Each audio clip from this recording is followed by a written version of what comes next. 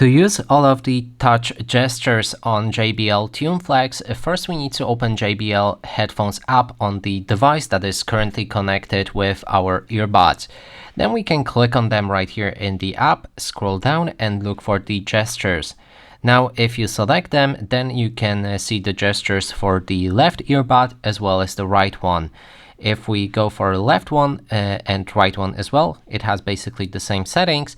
You can click on this arrow right here and assign different gestures preset like ambient sound control, volume control, playback and voice assistant control, or none, which will deactivate gestures.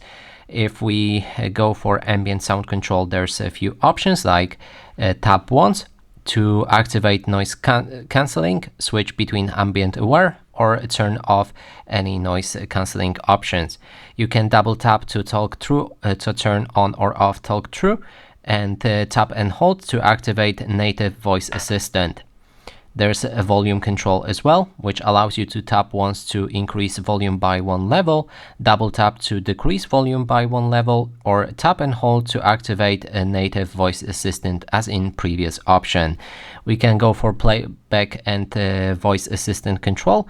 So you can tap once to control a playback on your smartphone. That means stop or play music. You can double tap to skip to the next track. Triple tap to skip to the previous track. We can again use the voice assistant with tap and hold function. And of course there's also none, which will give you no gestures.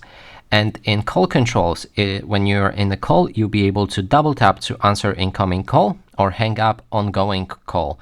We can tap and hold it to reject incoming call or mute and unmute your microphone when you're in a call. And that is basically everything that you should know.